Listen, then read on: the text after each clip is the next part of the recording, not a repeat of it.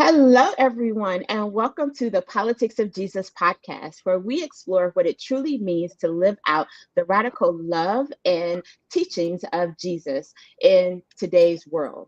I'm your co host, Reverend LaKesha Womack, and each week we examine how faith intersects with power, policy, and public life. Today's episode invites you into one of the most difficult and I think one of the most necessary conversations for people of faith. How do we advocate for and love our neighbors when they don't love us back? It's easy to talk about loving our neighbors when that love is reciprocated, but what happens when our neighbors are voting against us, when they're resisting us, when they misunderstand us, sometimes intentionally, and even when they're doing things to harm us? What does it look like to love in these moments, and how do we keep advocating for justice without losing hope? To help us unpack these questions, I'm joined by my fabulous co host, theologian and social critic, Dr. Obery Hendricks, who has spent his career challenging us to see Jesus not as passive or apolitical, but as a revolutionary voice for justice. Welcome back. Well, thank you very much, Reverend Keisha. I like that introduction.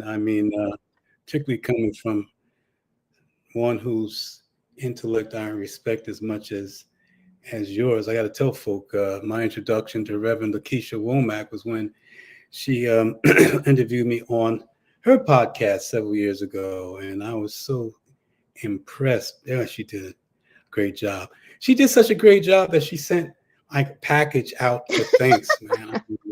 T-shirts and all kinds of stuff. So, no, thank you so much, Keisha. This is an important subject. Tonight, our guest was to have been Reverend Dr. Stacy Floyd Thomas, who is such a major figure in academia and who is a professor of ethics at Vanderbilt University, an extraordinary sister. But she had a bit of a mishap. She's fine, but it prevented her from being on the show tonight. We'll reschedule her at a later date. So Reverend LaKesha and I are going to talk about this. What does it mean to advocate for your neighbor when your neighbor doesn't love you back? Or to put it colloquially, what does it mean to love someone when they don't love you back? And you're right, LaKesha, that's a heavy subject, particularly today. Maybe we should start off by talking about what love is.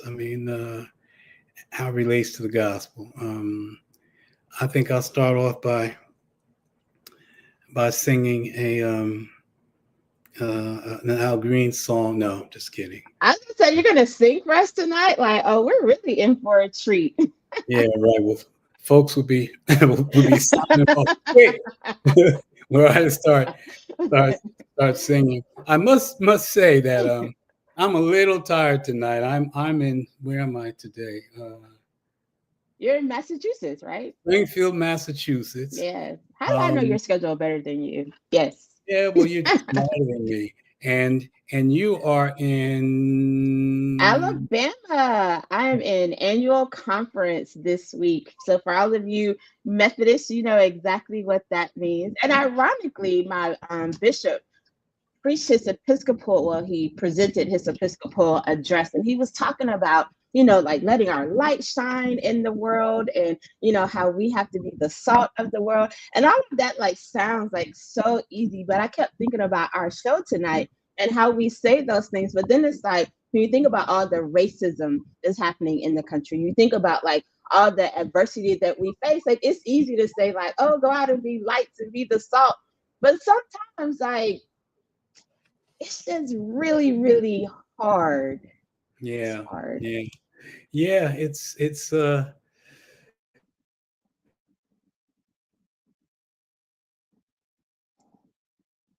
And I'll just add, I think it's even ideal, but I think well, it bears unpacking, because I know that yes. The love ethic, sometimes the love ethic, is taken too far, and the love ethic was used to pacify, and oppressed folk and enslaved folk. So I guess we started with what did Jesus mean when he said, love your neighbor as yourself. May I start, Yes, as a biblical Reverend? scholar, I would expect you to educate us. What was Jesus talking about? Well, yes, I will pontificate and wax brilliant and be a legend in my own mind for everybody here. Yes.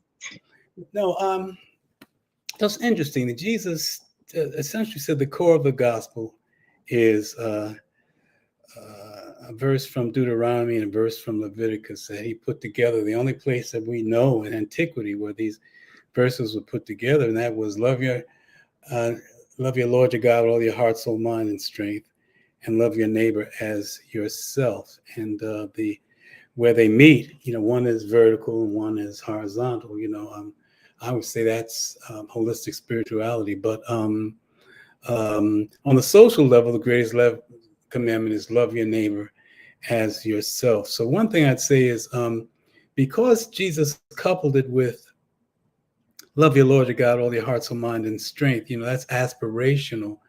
Um, the first part of love, it seems to imply to me, is that we should engage assiduously or diligently in spiritual ministrations like Jesus did in Luke 4, to try to develop the depth of our own spirituality, because it's hard to love folk if you're not grounded, particularly, if you're not grounded, it's like road rage. Somebody cut in front of you, you're going to act all kinds of ways. But if you have a relationship, if you've been meditating and contemplating and trying to ground yourself like Jesus did, engaging in spiritual ministrations, that gives a grounding. By the way, something that the church doesn't talk about anymore, at Right. all. There's really no tradition of interiority that we find in our churches. And I might be going off topic a little bit here, but that's a real problem in our churches, that we we seem to misidentify emotionality with spirituality, and emotionality is superficial and transient, and something you don't have to work at all. Spirituality is something we should be striving to grow. Paul talked about. Well, Paul used to, I thought Paul was a scold when Paul used to talk about, I want you to be like me. And he's always telling people, don't do this and do that. I came to realize that Paul really was a mystic who wanted people to grow spiritually into the third heaven. He said he went to the third heaven. So anyway, I think that gives us some sense of what Jesus meant by loving our Lord and God with our heart, all our heart, soul, mind, and strength. That's what I believe. But on the social level, love means love your neighbor. I think that it's not realistic, for instance, to think that we can love somebody we don't know or just met as much as we love ourselves or our children, So I don't think Jesus meant that in a sentimental way. I think when he said love your neighbors, to want for your neighbor the same freedom, the same material goods, the same access to opportunity, the same security, and all those good things of life, to want those for our neighbors as we want for ourselves and our own love and our own loved ones. But I think that the implication also is, because we would struggle for that good, for those good things for ourselves and for our children. We're both parents, and you've been struggling to be to have the best for your child and for yourself. I've done the same, and so if we struggle for that for ourselves, then the implications, we're supposed to struggle for the same for our neighbors, right? To have the best But I think so. I freedom. wanna I wanna pause like right there because Let like me I just think finish that this. Let me just finish. To have freedom and to have the same freedoms and all that. That the implication then, loving neighbors itself implies to struggle for the common good, for everybody to have access to the common good. Okay, excuse me. Go ahead. yeah, because I think that as you were talking, like I started thinking about how we put that in the context of this being hard for the people who don't love us back. But what about the people that we don't truly love? Because I hear so many churches preaching against queerness and preaching against different lifestyles. And so it's like, does this only apply to the white evangelicals that are out here fighting against DEI? Or does this also apply to people whose lifestyles that we don't agree with? Because, like, are we truly being loving if we're not willing to advocate for their ability to have the same freedoms and liberties that we have? Oh boy, leave it to Reverend LaKesha Womack. I just have questions. That's a good. No, that's a really, really good point. I think the answer that we both know is that yes, we are supposed to love them as well. But it's interesting. We look at Matthew 25:31-46, and what Jesus talks about looking out for the least of these and all that. As you have not done it for the least of these, you have not done it for me. And what Jesus says is that, in fact, since I do have my Bible here, because I'm that kind of guy. That's what biblical scholars do. They keep Bibles close to them. So yes. If you all want to be a biblical scholar, I suggest that you get a Bible and keep it close to you. But it must be Greek. It must be Greek, Let's not. We don't stand a chance then. We'll let you be the resident biblical scholar. Yeah. I knocked myself out learning it. So why not flaunt it, right, sister? Why not? I took Greek. I lasted a semester, and I was just like, I was in a class and we had to learn the Apostles' Creed in Greek. And I remember like sitting and trying to memorize it. And that's where I think there's a balance between our ministries, because I'm a practical theologian. So the whole time I'm sitting there thinking like, who do I minister to that is ever going to care that I know the Apostles' Creed in Greek? Like, when will I ever use this in my ministry? And that's where I struggle so much between like the academic of seminary and like the practical applications. Like, there's so much that we learn about interpretation of scripture, but then it's like I look out at people who are hungry and people who are homeless, and I'm like, do they care that I know the Apostles' Creed in Greek, or do they care that I'm gonna go and like vote and advocate for them to actually get a home and get food, right? Well, I'm glad we're friends, because if not, you're fierce, boy. I'd be in trouble. But no, I see your point. I never learned the Apostles' Creed in Greek. I don't want to, point fingers, but I would never teach that to anyone, but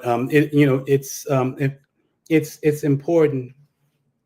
If one's going to be a biblical scholar, it's important to be able to read the text in the original language. I think it's important for everyone to have some kind of facility, but as long as you know how to use concordances and the best translations and all that, and no better than using the King James Version, which has 6,000 translation mistakes and all that. You mean the King James Version is not the only version, the only true version of the Bible? I heard somebody say that. They're like, and the King James Version is the only true. And I was like, you do know that's a translation.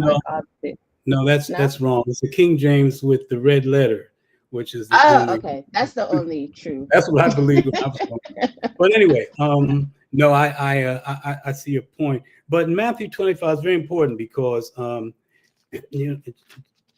I read some of this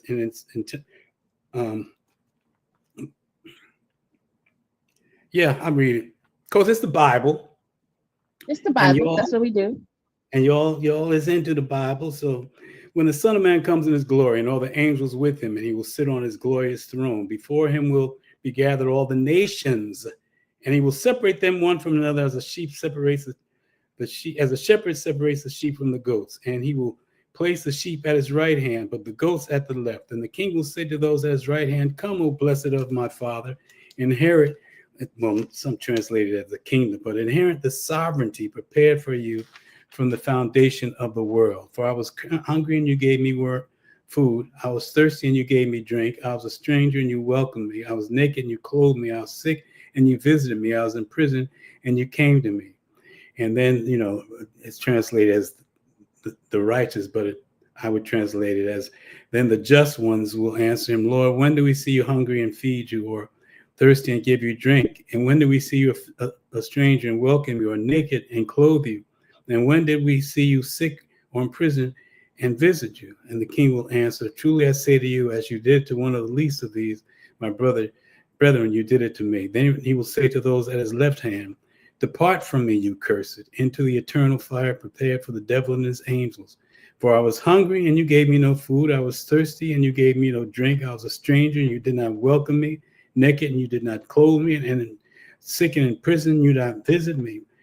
Then they will also say, Lord, when did we see you hungry or thirsty or a stranger or naked or sick or in prison? And when did we not minister to you?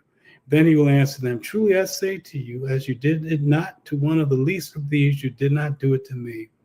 Then they will go into eternal punishment, but the just ones, the righteous, into eternal life. So essentially, what does that say? It says, what does it? It doesn't say. It doesn't say about who you sleep with. It doesn't say anything about sexual orientation. It doesn't say any of those things. The way that people will be judged, right, whether they're going to heaven or hell, is whether they tried to help someone, whether they tried to be just, whether they've tried to care about other people and protect other people and keep other people from suffering. So if we use that as the measure, then folk, who don't want to love, who want to exclude people who are different from them, and particularly gay and trans people, well, they're going to hell because I know I'm getting a little carried away, but I mean, but they are condemned because it's not up to. What Matthew 25 tells us is that we are judged. We will be judged by how we treat people, whether we try to treat people right, not whether we're same gender loving person or whether we're someone struggling with our own sexual identity. And see, that's what must burn me up, because folk go to church and they go through these changes, but they don't read their Bible. And they don't take their Bible seriously, Well, do you think it's that they don't read the Bible and take it seriously? Or what I found is they take the pieces seriously that they want to take seriously. Oh, yeah. The pieces that make them, because I think that people have this hero complex, right? And they use the Bible to justify themselves being the hero. So they find these texts that make them feel good. And it's like, oh yeah, because I don't do these things, then I'm a Christian. Whereas there are these whole other portions that are either things that God commanded or Jesus explicitly said that have nothing to do with the social commentary that's in the Bible, which is what people want to hang their hats on. And I'm like, yeah, but a lot of that is them describing what was happening during that time. That's not what Jesus commanded. That's not what Jesus said. And it's not what God commanded, but it's a description of what was happening during the time. And that's where people want to say, yeah, and I do these things. And it's like, yeah, but what about the other stuff that the God and Jesus were actually talking about? What about those things? And they're like, oh, that's not important.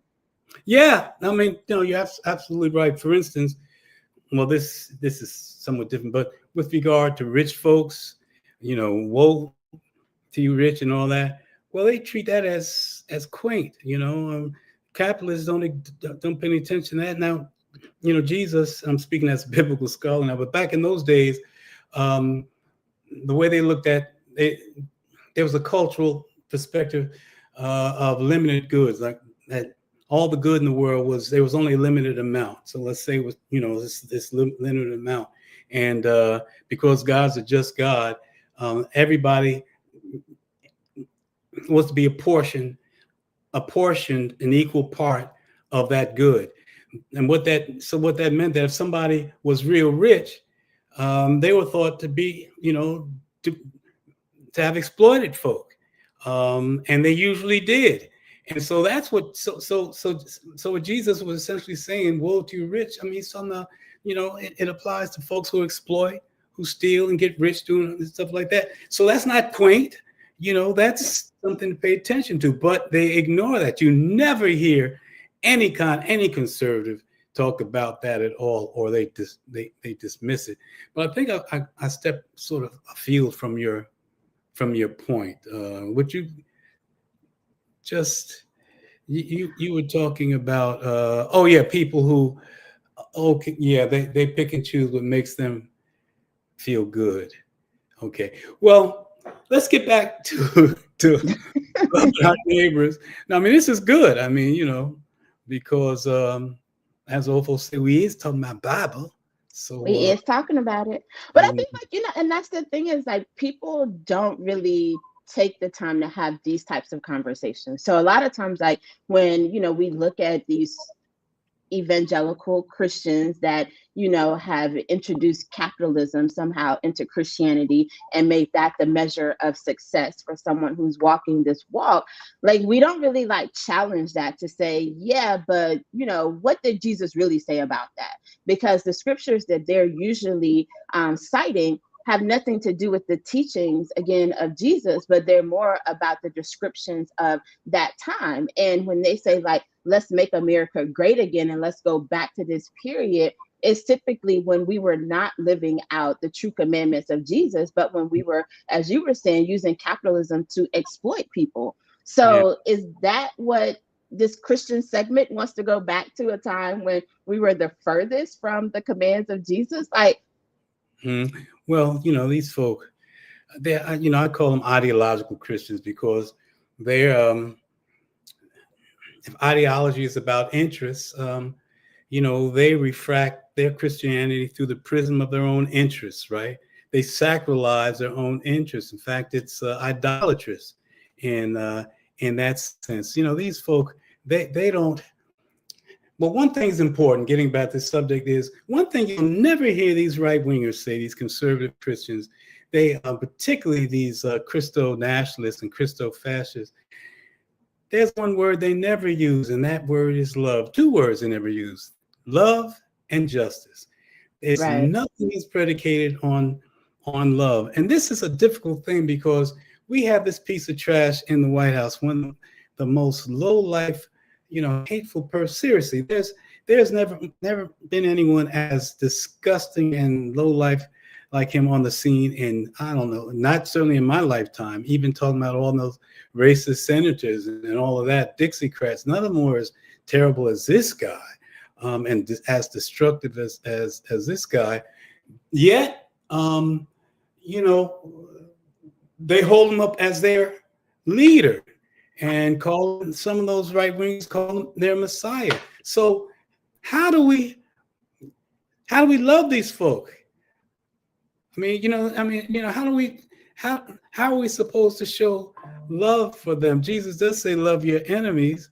Um, I mean, how do we, and I'm not sure, because, we have these people, they're doers of evil, and we have to strive against the evil. Now,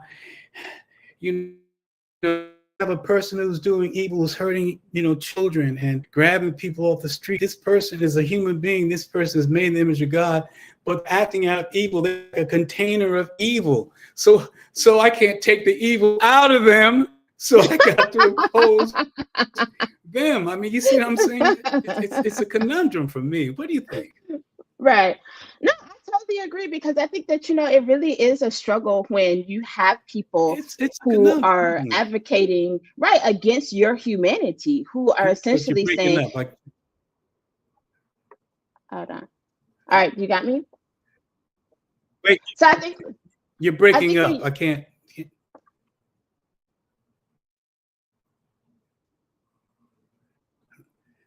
all right, let You're me know. frozen.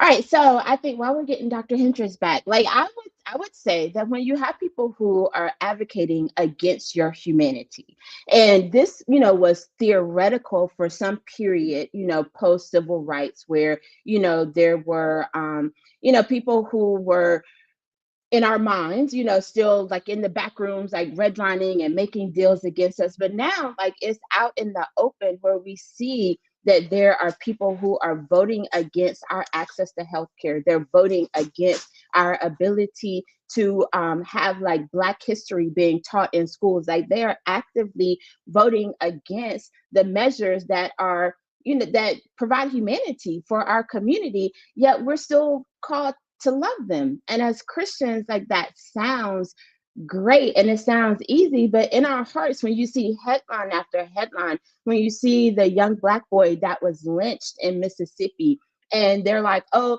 or when you see, these travesties that happen, and they're like, oh, it was a suicide. Like, Black people do not hang themselves from trees. Yet we are the ones who are still called to live out our faith and to be loving and to be just. And I think for me, I don't know about you guys, and you can, put it in the chat, if you want. But for me, like, that's just a bridge really far to cross when I'm called to love people who are lynching people in 2025. Like, I get it, God. And like, that's something that, as Paul talks about the thorn in his flesh, like, that might be the thorn in my flesh where it's like, God, like, you're just going to have to keep working on me, because when I see these things happening and when I hear the way that they talk about our community and other minority communities, like, it just makes it really, really hard for me to be like, oh, yes, but I still love you. And I still want the best for you. Because some days I just don't. I don't. And I think Dr. Hendricks is coming back. But I would love to hear from you all. What are your thoughts about how do you love in difficult times? Like, how are you reconciling your faith and your call to love, not just the people who love you or the people who are in your close circle, but those people who you're reading the headlines about, and you're seeing the things that they're doing, and you hear the way that they're talking about you or other communities, and you know that it's wrong, but you're still called to be the bigger person. Um, you're still called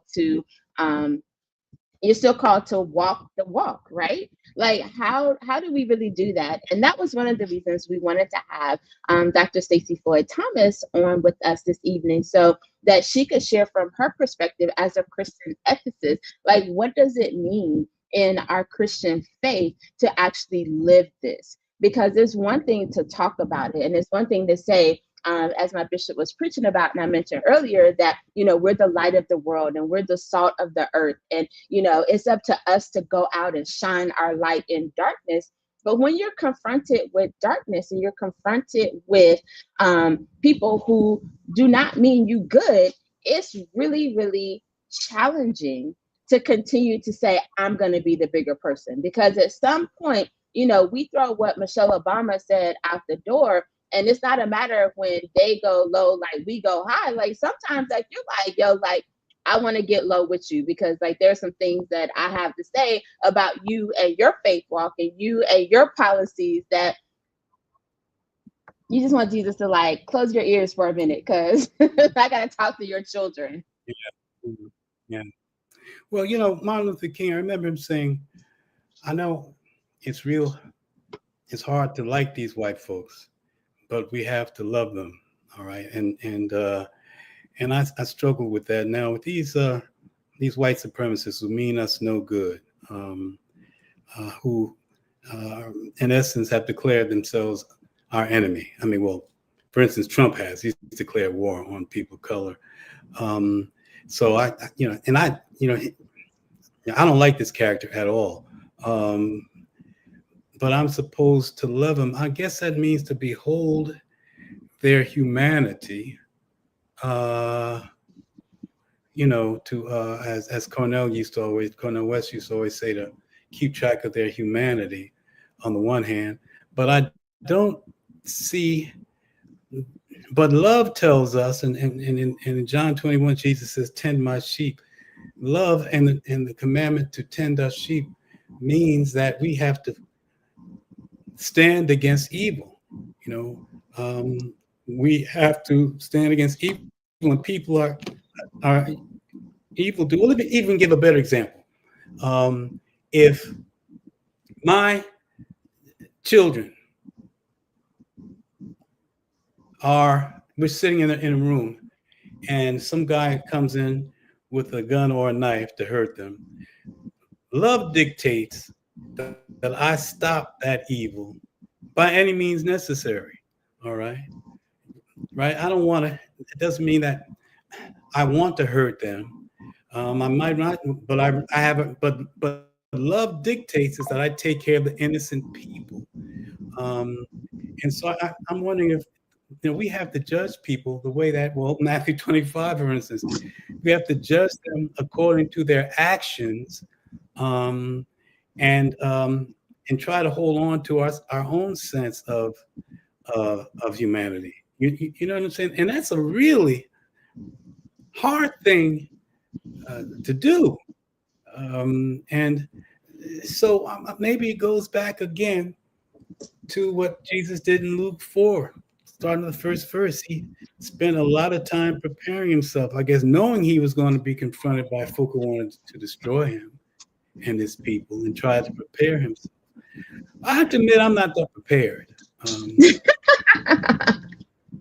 I mean, But I think that's the reality, though, right? Like that we're not really prepared for this time, because who ever imagined that we would be in a situation where we as Christians would be called to love in such a situation? yeah, yeah, yeah, yeah. I agree with you. You know, well, so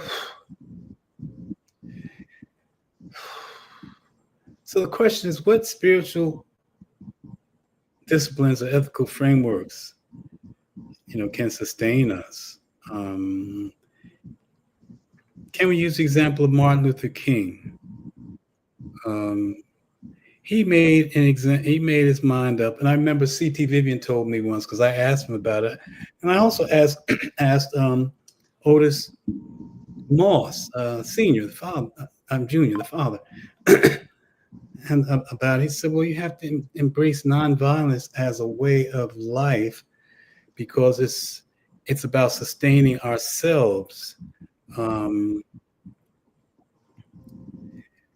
Now, I think that's the thing, though. Like we practice nonviolence. Like we're not out in the streets like fighting them, but it's what's in our heart that I'm most concerned about, because it's easy to say like we're going to be nonviolent and we're going to, just protest quietly, but it's when you harboring like that lack of love in your heart. Like, and well, that's what, we say that God searches our heart. And if we cannot truly love in our heart, like, isn't that more of an indictment against us, biblical scholar?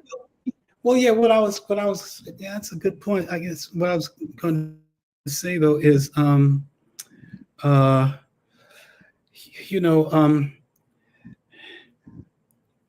trying to nurture a mentality of love and nonviolence, in the sense of being moved to violence by someone outside of ourselves, and being moved to undo anger and everything, or being moved to losing our equanimity and our balance because somebody does something that we don't like.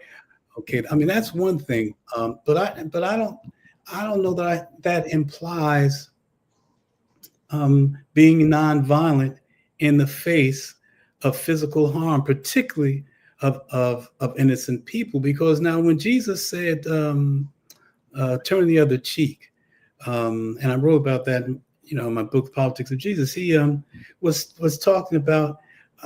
He wasn't talking about let people beat your butt. He's talking about insult. When you read it closely, it's about if someone slaps you on your cheek, well, the description is like someone's backhanding you. Jesus is actually telling, if someone offends you, if they insult you or whatever, he was talking about response, but essentially he was saying how to respond when you're in a less powerful position, to maintain your sense of agency. So, give you an example. I mean, there was a woman I wrote about who was in South Africa. I forgot who told me, but I wrote about it. And she was walking down the street with her children. This was during apartheid, and she didn't get off the sidewalk quickly enough for this white South Africaner. So he spat in her face, and so her response, knowing that if she cussed him or acted violently, that it might be trouble for her and her children, she said to him, "Well, thank you, sir. And now for my children." And she took agency, and it's like that guy. He was so shocked, he ran down the street. You took agency. Or how about if you it says if carry, someone has you carry their, tells you to carry their load or something like that, then taking an extra mile. Well, that was a practice Jesus was talking about. Roman soldiers could tell any Jew to carry their armor, carry their load for well, we call it a mile, but a stadium in Latin. But they can only do it for a mile. Well, imagine, imagine man's walking down the street with his children, his family, who they respect him, he respects them. They respect him as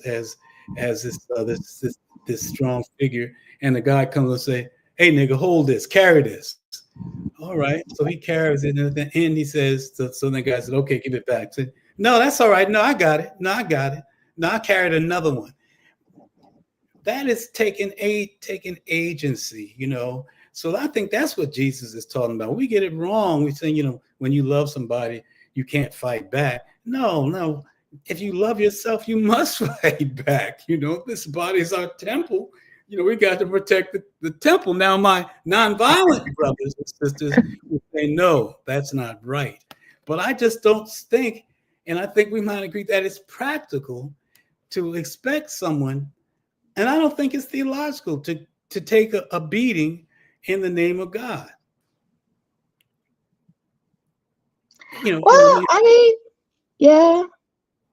Because I mean, like there are people, in like the early formation of Christianity that were, martyred for God. Like they were murdered for their faith. But so I don't know. Like, does God want us to, actually die for this love?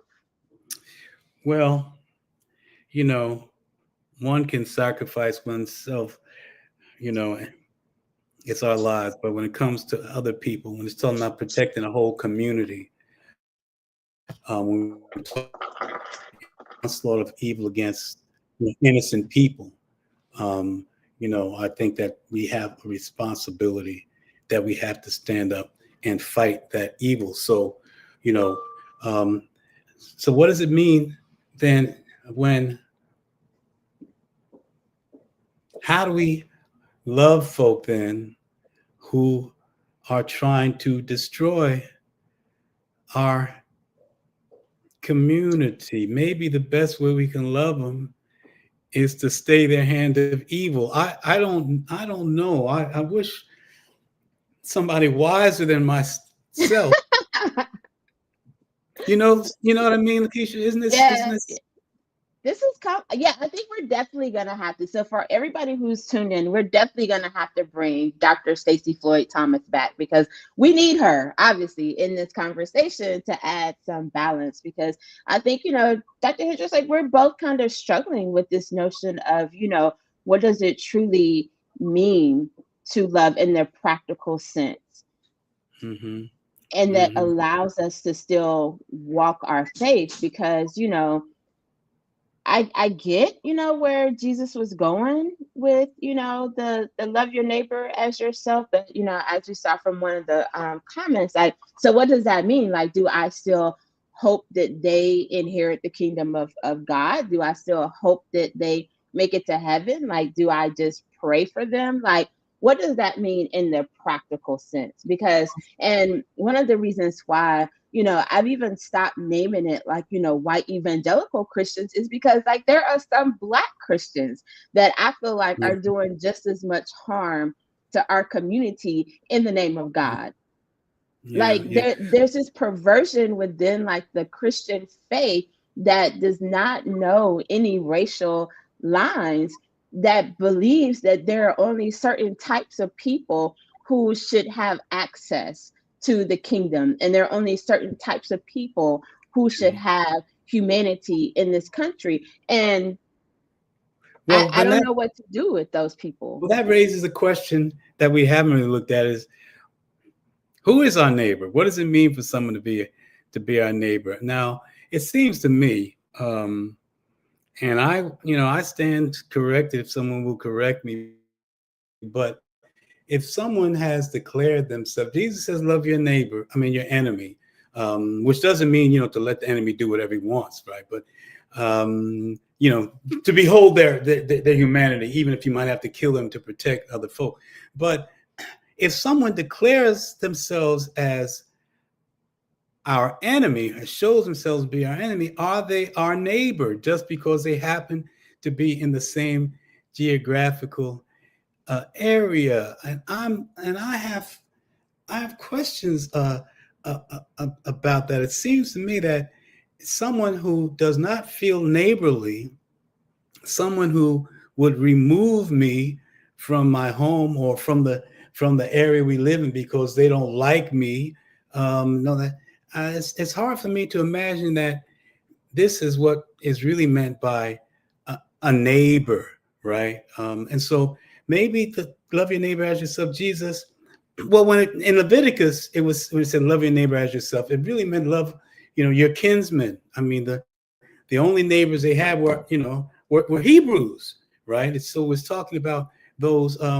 It was not necessarily talking about the tribes that were trying to annihilate them. So maybe it bears taking time to unpack who is our neighbor. Maybe that should be a prior question. Who is our neighbor and who is not our neighbor? And when it comes to someone who has shown themselves to not be our neighbor, to hate us, maybe what we're called to do is to remember that they're made in the image of God and to behold that ourselves, and not to denigrate that any more than necessary, like overkill or something like that. But does it mean to let them do that we have to try to grapple with them like there's somebody who cares about us? You know what I mean? I don't see that. So my question has to be, who is our neighbor? And that's an interesting question. But there's another point I want to make. Can I make it, or you want to comment on the neighbor? No, go ahead, because I'm still struggling in my heart about loving people. It's well, this might sound strange, given who.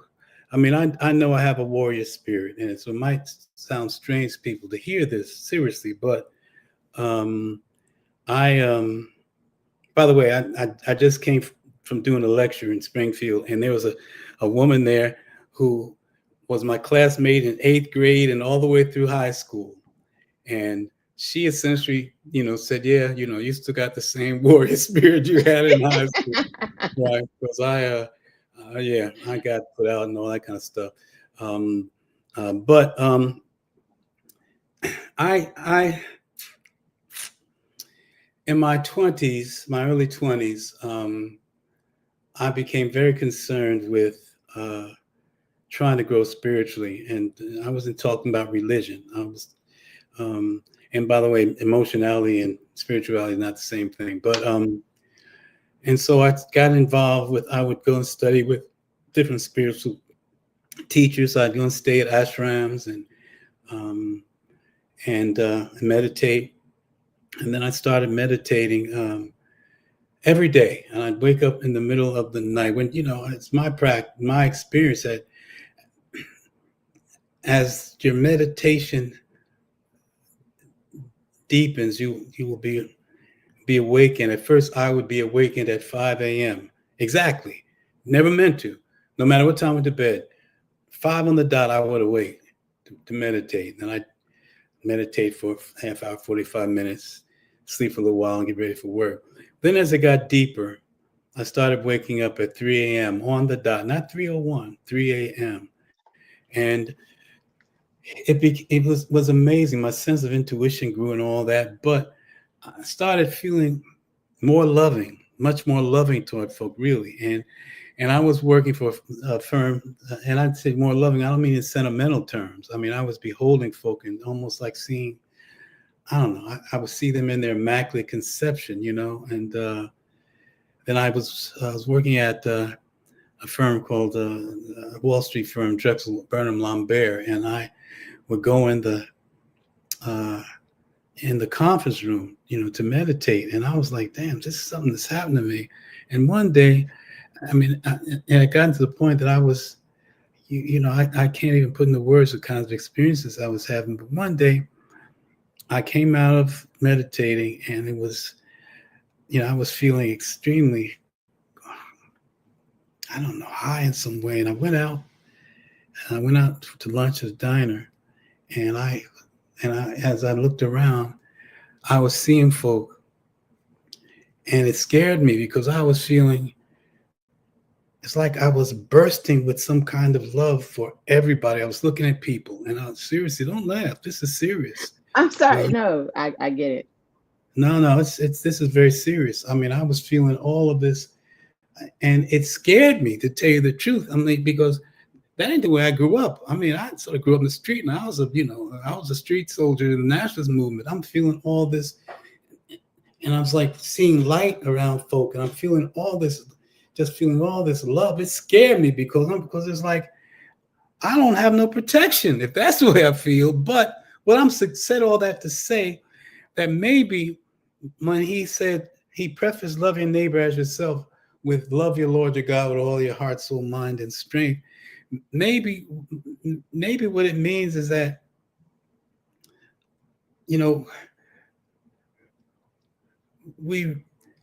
maybe Jesus is telling us to really get involved with spiritual ministrations, to do something different than the church. Church doesn't have a tradition of interiority, but maybe develop a tradition of interiority, so we can behold and interact with people differently. Doesn't mean we let them beat our asses, but in another way. And I hope you're taking this seriously, because I see you, smiling, laughing. No, I'm like, so you're talking, and I'm imagining, because one of the concepts that I was kind of struggling with this whole notion of like love, and love feeling like so peaceful, and how I want everybody to just be happy. But to the point that you made earlier, like, we're fighting against an administration that is trying to annihilate us. And so, like, maybe it's not a bad thing that we don't love our neighbors, because at some point, like, we might have to really like fight these people. And like, if I gotta fight you, and I'm like, oh, I'm loving and I'm bursting with light, and I see your light, like, I might not be able to fight as well. So like, this notion of us not having the love and the peace, like, it might be for our protection right now. It could be, but it also could, think about this. Maybe it could mean that it keeps us from excesses. Maybe I would, for instance, if someone, when I was a martial artist, right? And, you learn a lot of, you learn discipline. And there were times when I can remember a guy hit me once, and he wasn't trying to hit me again. I was mad as hell, but I had self-control, right? And I did. So the reason I'm saying that is sometimes, what it means that, we might not react in a certain way, or not to excess. If I can keep someone from hurting you without killing them, maybe I'm, what I'm saying, maybe it'll keep me from going too far. Maybe it'll keep me from hating. Maybe there was once a brother who did something. This is the truth. He did something to my mother, and I hated that Negro so much. I looked for him, and everybody who looked like him, I was mad. I was mad at. It's true. If somebody looked like him, I didn't like him. And so you see a point. That's going pretty far. So maybe we're supposed to, so we don't go to excess. A guy comes in, maybe we just beat him up and don't kill him. You know what I mean? Maybe we just grab him and hold him, till the cops come. And, I don't know. I'm struggling, and I'm sort of embarrassed to struggle like this in public, but I'm, because I've never done it before. No, I think it's healthy, because I think that too often we present as if we have the answers. And I think for people to see us struggling with this issue might be helpful, because there are a lot of people that I'm sure are struggling as well. And so for them to know that to struggle with these biblical concepts is a normal thing. Like, God can handle our questions. And sometimes we just have to be bold enough to ask the questions in the public square, so that it can open up some dialogue, and we can stop pretending like this love concept is so easy and that we should all just go out and do it, when the reality is, like, some of us are, going into work situations with people who we know are trying to get us fired. Some of us are in relationships, not us. Some people are in relationships with people who are abusive to them, and just loving your way through it is not a great strategy. So, to Yeah. figure out, like, how do I still walk this Christian walk? How do I still live out my faith while having very real emotions about human actions that I'm observing and often being impacted by every day? You're so right. I mean, you're so right. And these kinds of candid sharing of struggles is important. I think that it's going to be important to get an ethicist, someone in who deals with these questions, like Dr. Stacy Floyd Thomas, to deal with what is love and who is our neighbor. And those really are, when you get down to it, they're not easy questions. They're hard. They're hard and complex questions. I know I have a chip on my shoulder that I hate to have, but I hear white. It's easy for me to hear a white person, offending me, easier than I want it to be. And sometimes they're not doing it. But we're, the product of our experiences and all of that, right? So it's not easy. But Lord have mercy, I'm exhausted now, Truly, man. truly. You know, I know I took out the little bit of energy that you came into this conversation with, but I do want to thank our audience for tuning in. Even though you guys didn't get to hear Dr. Stacey Floyd Thomas this evening, you did get to hear the two of us kind of struggling with this issue. And I think that, my hope is that it will allow you to see that it's normal to struggle with these very biblical concepts and the notion of who God has called us to be and who Jesus has led us to be with who we actually are, because there is a disconnect. And I think that sometimes we think that we are a lot further along than we actually are. And it's helpful to admit that in my humanity, I do have feelings that are not very godlike sometimes. But as I mhm. work to embrace more of my divinity and to become closer to God and more like Jesus, I have to wrestle with, how do I do that? Because to simply say, love your neighbor, is not enough. Like, I have to search my heart to say, but how do I love these very specific people who are doing these very specific things that cause me serious angst inside of my heart? That's right. That's right. We have to be very specific. And for instance, unpacking love your neighbors yourself, what's that mean in economic terms, social terms, political terms? What does that mean in terms of Yeah. political policy and economic policies and all of that? Yeah, it's complex. And you're right, Keisha. We have to, and that's why, our churches can be so irrelevant, and that's why we don't have, a vision. The right wing, they have a vision. It's an evil vision, Project 2025. That they articulate their vision, but I think we get involved in platitudes, and accept things that grandma taught us without without any question. Not even thinking about grandma really didn't know much about the Bible and all that. So I think you're absolutely right. This is very healthy. It feels hard, and I got to tell you the truth. Yeah. It doesn't feel good, to me. It No, doesn't.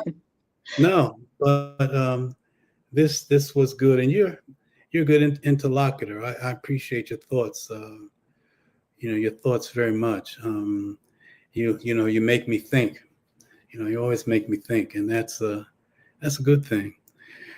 Well, my dear, we have struggled through. Yes. We have struggled through, So just the two now, of us, and we made it.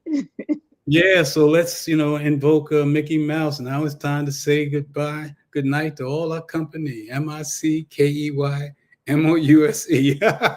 I'm dating myself. Well, before we go, tell our listeners and our viewers where they can find you online if they want to read more about your wrestlings. They can um, reach me at my Substack account, Obery M. Hendricks Jr. Substack.com, in which try to deal with some of these questions. I think my next essay is going to be trying to struggle with this exact question, but I have numerous writings on them. I think I'm up to 40 now, and so check me out, see what I have to say, and let me know what you think. Leave me a comment. And where can we Yeah, find I you, love it.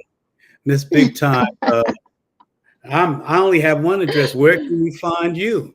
Everywhere.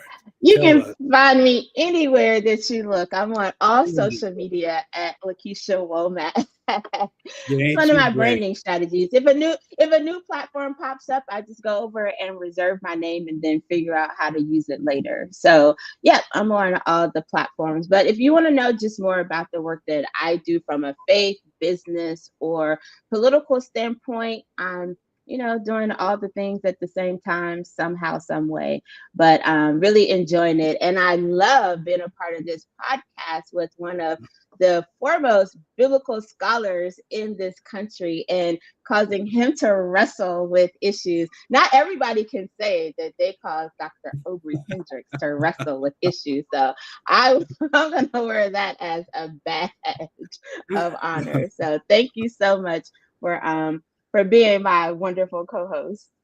Thank you so much too. You're a gem, girl. I enjoy you, and you bring joy. And I think our viewers can probably feel the joy that you radiate. And y'all look at that smile. My gosh, that sister there, boy, she radiates. But thank you all so much for your attention and struggling along with us. Yes. Yes. Thank you all so much. Join us next week. We will have Dr. Renita Weems on, and we'll be talking about women in our struggle for place in the church and in the body politic. So make sure you tune in next week, same time, same place. And thank you all again for joining us this evening.